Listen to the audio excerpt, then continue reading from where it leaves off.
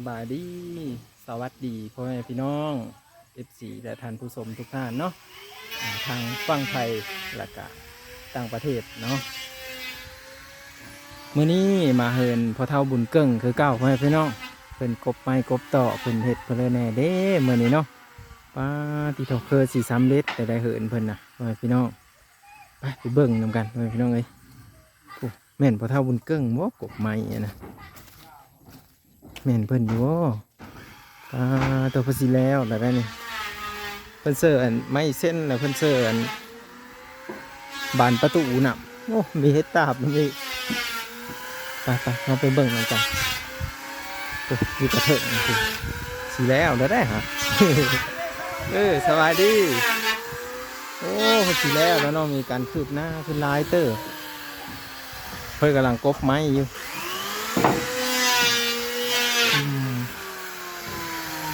เคยสิแล้วแหละนี่เนาะสบายดีบ้าบ้านสบายดีเพิ่นกบไม้อยู่กันไหนเพิ่นได้ เพิ่นเสื้อบานประตูเนาะเพิ่นกบบานประตู90%นะได้เพิ่นว่ะโอ้ตัวนี้สีเสื้อไม้เส้นอันนี้เลยเนาะตัวสีเสื้อไม้เส้นตัวนี้โอ้ของชาลอยดีหน่อยเพิ่นเอาลูกน้อยอยู่ทางนี้แล้วไวอยู่แล้วเนาะมีผู้เฮอกำลังเจออยู่เนาะสวัสดีไหมร้อยเดี๋ยวเขาเบิ่งทางนอกก็จะน้อยจังเฮาไปหาเพิ่นนะจะน้อยเฮาไปหาบ่เท่าเก่งเด้อพี่น้องเพิ่นกันกบไม้กบต่อก่อน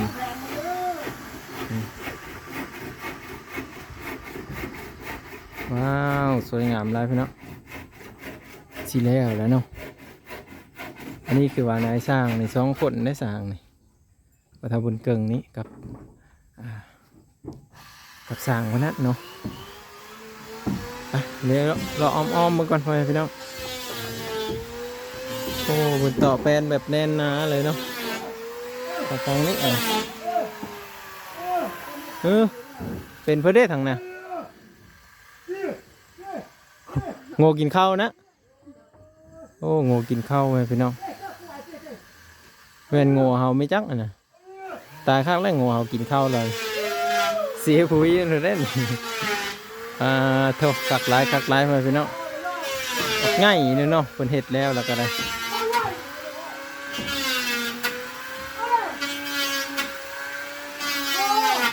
เห็ดแล้วหลักล้างนี่เหรอนี่โง่กินข้าวแล้วทั้ง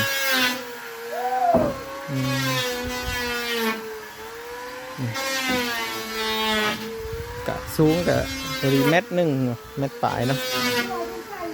แต่พื้นดินขึ้นมาประมาณ1 เมตรปลายนี่เป็นกระตะเครื่องตะของอยู่ประมาณนี้เนาะ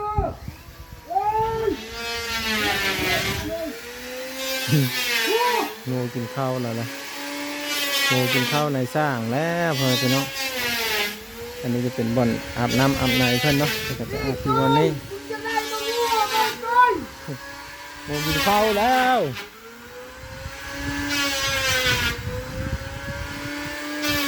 หน้าเหินพอดีงามเลยพี่น้องเป็นกองที่ก็เอามาพี่กับพอดีงามเลยเนาะหนึ่งสังกะสีเนาะมีเงินอลูซิ่งสังกะสีจะได้หาที่ขึ้นไปทางเขาเนาะเพราะว่าเป็นยังกบไม้อยู่เนาะเสียงกบไม้กับสีดังแน่จังน้อยด้วยพี่น้องหลังจากที่ตัวเก่าเนาะตัวเก่ากับตัวเมื่อดิเดี๋ยวถอยมาให้เบิ่งอันนี้ตัวเก่าเด้อตัวเก่าตัวเก่าที่2เนาะตัวเก่าทำอิฐกะมันสีล้มมันสีนั่นเลยเนาะอันนี้ตัวเก่าที่2เป็นย้ายมาอยู่พี่เนาะย้ายมาอยู่พี่แต่กับพื้นไผ่เพื่อนก็ไม่มีแหละถ้าว่าเราอยู่แบบไม่มีไผ่ผ้าในกระสีหญ้าพอไปเนาะถือว่าบ้างเคยอยู่ในไผ่ผ้าเคยใช้โทรศัพท์แบบนี้นะเลยแบบว่ายุดมีได้มาใช้แบบนี้นะมันกระสีหญ้าเนาะเนี่ยเรามีสิ้นเคยพอไปเนาะมีสิ้นเคยเนาะเราเป็นกบไม้กบต่อก่อนเมื่อนี้เป็นกบไม้เถอะเสียงดังแหงบอกไปเนาะ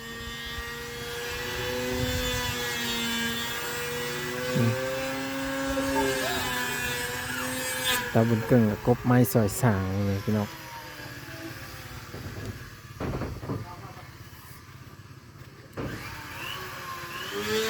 เพื่อสิแล้วไป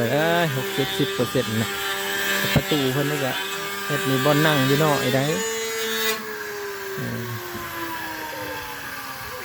ไปน้องไปทางไหน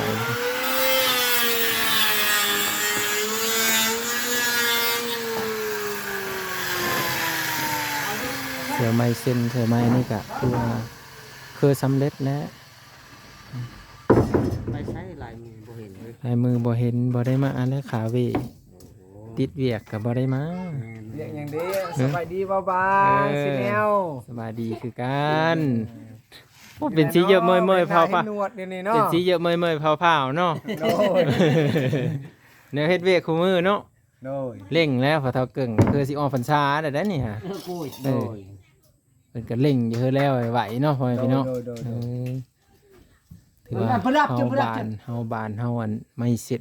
นี่ก็ โดย คือสำเร็จในระยะหนึงบ่ได้ไม่แป้นนี่พอดีพอเลยบ่ บ่ได้พ่อบ้า โอ้ยัง ยัง หลายบ่ 30 ยัง30แผ่น โดย อ๋อแต่ว่าทางข้างนี่ได้สิได้อันนั้นอยู่บ่หรือว่าหมด ใส่ตะขานี้พุดไปนี้ ไม่แป้นนี่คือแนวไม่เห็นเลยหมดเลยเหรอวะ โดยหมดแล้ว โอ้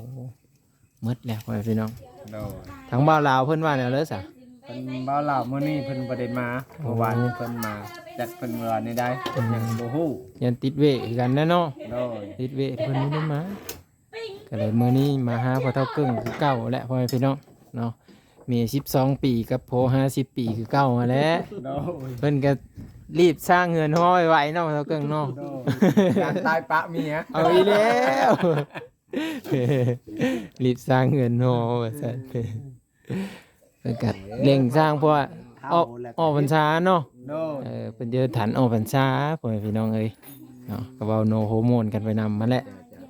การได้ขออภัย เออ นะ ปาน ปานกูซกเลยเนาะโอ้เห็นบ่สร้อยเพิ่นก็อนามัยได้ทางนั้นก็ได้ โดย เออทำความสะอาด คู่มือ อนามัยคู่มือเห็นบ่หลังจากแล้วเลิกเวะปุ๊บอนามัยปั๊บอันบ่ โดย นอนอยู่พี่แล้วบ่นี่ฮะ ยัง โอ้ ยังบ่ทันนอน ยังไม่ทันนอน เพราะว่ายังไม่ทันแล้วเนาะ โดยทันแล้วครับ ยังไม่ทันแล้วคัก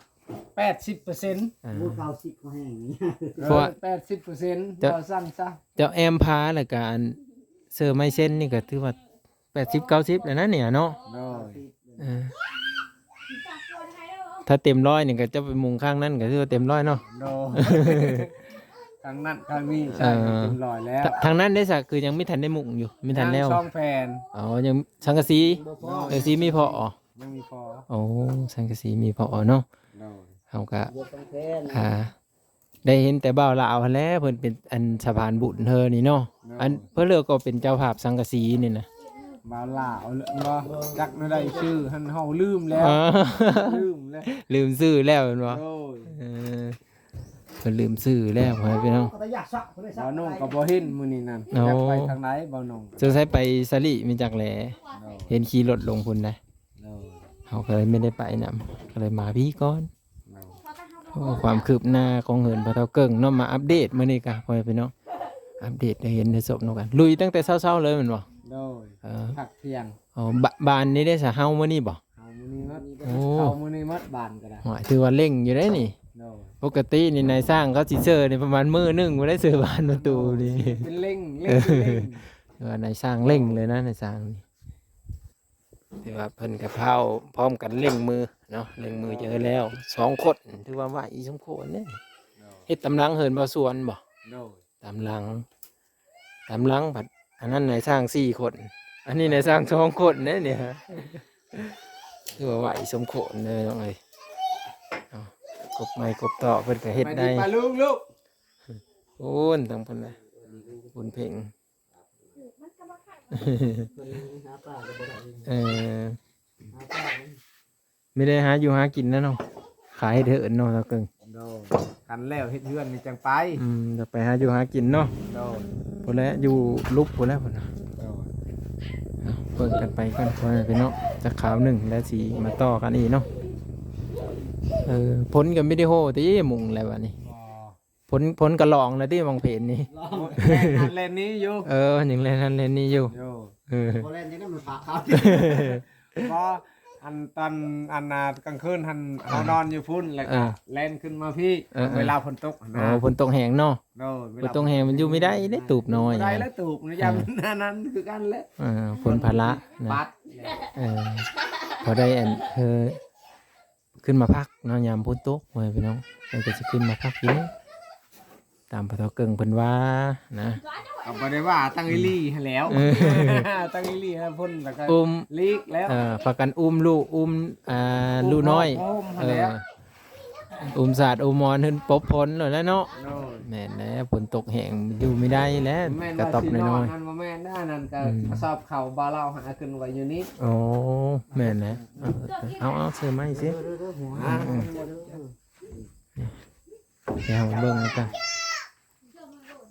คุณไปขี้ก่อน เอ้ย เจ้าบุญเหลือบ่พอมันไม่เป็นอย่างนี้ ก็บ้านเอาเขาก็แนวนั้นเลยแกมันก็กองคิดมันได้น่ะก็คิดลูก ทางนั้นทางเมสร้างแล้วก็มีพระเฒ่าเกิ้งแล้วก็นั่งคือกำลังเจอกันอยู่เฉพาะแล้วยังไหวเนาะ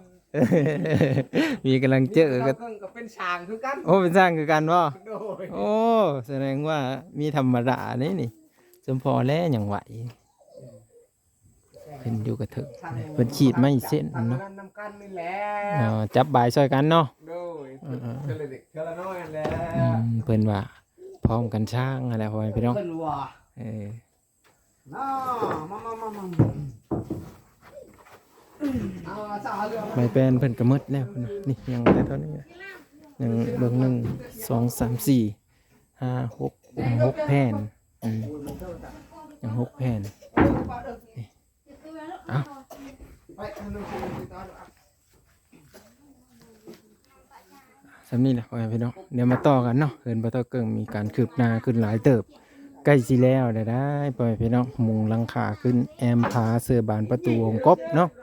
ในมื้อนี้นะเดี๋ยวเรามาต่อกัน EP ต่อไปเพิ่นจะเมนไม้บัดนี้ให้มาติดตามนำกันพ่อแม่พี่น้องขอบคุณทุกคนที่คือการติดตามและรับชมเบิ่งนะ เก่าโยนโยนมาได้